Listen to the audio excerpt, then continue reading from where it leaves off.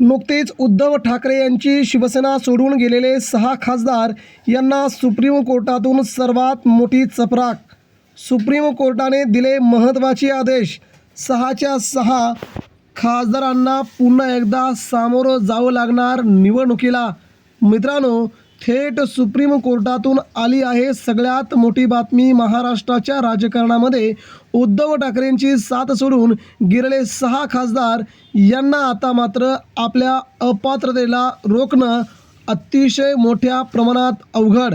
मित्रांनो, काय घडलंय? उद्धव ठाकरेंनी सुप्रीम कोर्टात एकनाथ शिंदेंच्या सोबत गेलेल्या 6 खासदारांच्या बद्दल सुप्रीम कोर्टाने काय दिलेत आदेश, कोणता दिला निकाल, जाणून घेऊया.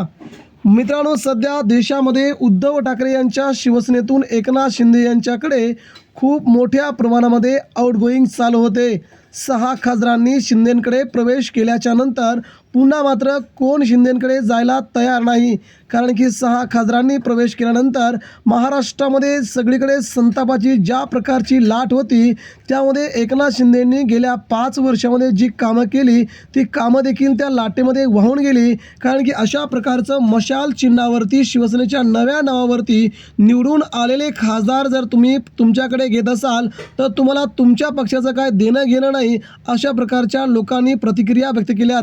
या 6 खासदारांवरती सध्या सुप्रीम कोर्टामध्ये सुनावणी चालू असून गेल्या 1-1.5 वर्षामध्ये जर शिवसेनेकडून तुम्ही निवडून येत असाल, जर तुम्ही मशाल चिन्हावरती जर निवडून येत असाल आणि 6च महिन्यामध्ये आपण पक्ष बदलून जर दुसऱ्या पक्षात जात असाल तर तुम्हाला लोकांनी निवडून का दिलं, असा थेट सवाल सुप्रीम कोर्टाने विचारला आहे. यामुळे 6 देखील खासदारांना सुप्रीम कोर्टाने नोटीस पाठवली असून या नोटीसला उत्तर देण्याचे आदेश या खासदारांना दिलेत.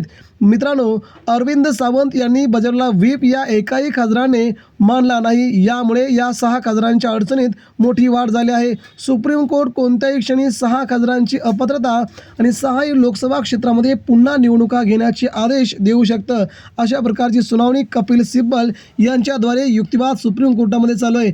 असं कोणत्याही पक्षात जर घडलं तर देशात कोणताही पक्ष लोकशाही शिल्लक राहणार नाही, अशा प्रकारचा युक्तिवाद केला आहे.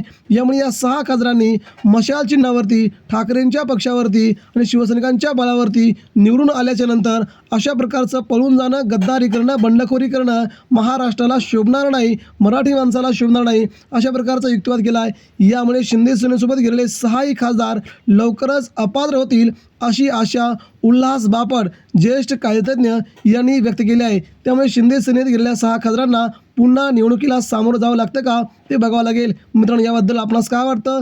देशाच्या राजकारणामध्ये या खासदारांनी उद्धव ठाकरेंची साथ सोडून बरोबर केलं आहे का? आपण देखील आपल्या प्रतिक्रिया आमच्यापर्यंत पोहोचवा. धन्यवाद.